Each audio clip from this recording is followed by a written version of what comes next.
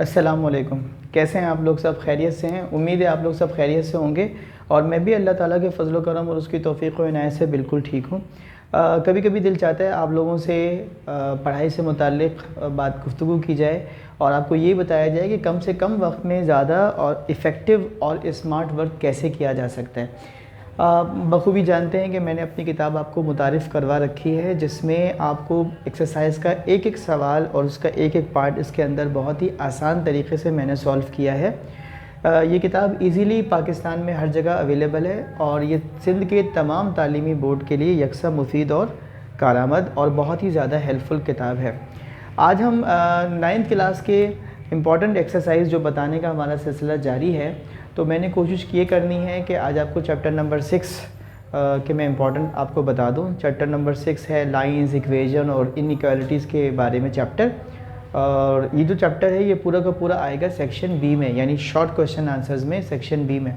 Section B आपके paper के लिहाज से बहुत ही ज़्यादा इम्पॉर्टेंट है और इसके लिए आपको मैं सिर्फ यही कहूँगा कि आप चैप्टर वाइज चलें, एक्सरसाइज वाइज चलें, question to question, part to part आप सॉल्व करते चले जाएं और अपनी हर सवाल का आप बाकायदा इंडेक्स बनाएं, उसका रिकॉर्ड रखें कि किस दिन आपने कौन सा सवाल सॉल्व किया, ताकि एग्ज़ाम में जब आपको उसकी रिवीजन दरकार हो या उस सवाल को आपने दोबारा देखना हो तो आप ये ना हो कि रजिस्टर का एक एक पेज आप उठा कर देख रहे हो। इंडेक्स बना हुआ होगा तो ईज़िली आपको ये पता चल जाएगा कि ये सवाल आपके इस रजिस्टर के किस पेज के ऊपर मौजूद है। उम्मीद करता हूँ कि आपको ये मेरी बात समझ में आई होगी। अब हम चलते हैं इस चैप्टर के इम्पॉर्टेंट एक्सरसाइज की जानिब। तो ज़्यादा लंबी चौड़ी बात नहीं है, इसमें सिर्फ 3 ही एक्सरसाइजेस इंपॉर्टेंट है। पहली एक्सरसाइज है 6.1, दूसरी है 6.2 और तीसरी है 6.3।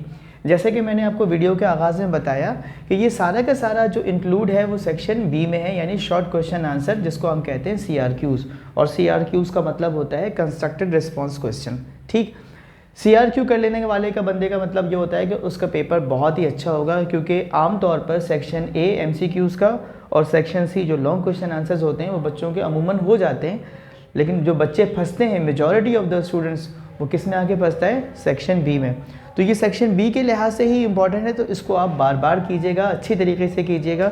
जितना ज़्यादा से ज़्यादा आप कर सकेंगे उतना ही ज़्यादा आपके लिए फ़ायदेमंद साबित होगा। 6.1 में क्वेश्चन नंबर 1 के जो पार्ट्स इंपॉर्टेंट हैं वो है पार्ट 1, पार्ट 7 और पार्ट 13।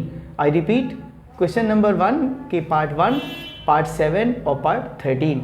इसी एक्सरसाइज यानी 6.1 के में क्वेश्चन नंबर 2, क्वेश्चन नंबर 3 और क्वेश्चन नंबर 4, तो मैंने इसको एक ऐसे लिख दिया ताकि आप समझ जाएंगे कि क्वेश्चन नंबर 2 से लेकर क्वेश्चन नंबर 4 तक, यानी क्वेश्चन नंबर 2, क्वेश्चन नंबर 3 और क्वेश्चन नंबर 4। अब आ जाइए एक्सरसाइज 6.1 के क्वेश्चन नंबर 5 पर, जिसमें आपके पार्ट्स हैं पार्ट नंबर 2, पार्ट नंबर 3, 4, 5 और 7। पार्ट 2, 3, 4, 5 और 7। जहाँ तक ताल्लुक़ है 6.2 का, तो इसमें है question number 4, question number 6, question number 7, question number 8 और क्वेश्चन नंबर 10। 4, 6, 7, 8, 10। आ जाइए 6.3 पर, तो इसके क्वेश्चन नंबर 1 के पार्ट 1 से लेके पार्ट 4 तक के तमाम पार्ट्स जो है ये इंपॉर्टेंट है। इसको अच्छी तरीके से कीजिएगा और खूब अच्छे से प्रैक्टिस कीजिएगा। उम्मीद करता हूँ आपको ये बात समझ आई होगी। हैं तो अभी आप जूनियर क्लासेस में, लेकिन आपने बड़े तो होना है। तो 2 शेर सुनाता हुआ जाएंगे आपको। बग़ैर उसके अब आराम भी नहीं आता, वो शख्स जिसका मुझे नाम भी नहीं आता। करूँगा क्या जो मोहब्बत में हो गया नाकाम, मुझे तो और कोई काम भी नहीं आता। अल्लाह हाफ़िज़।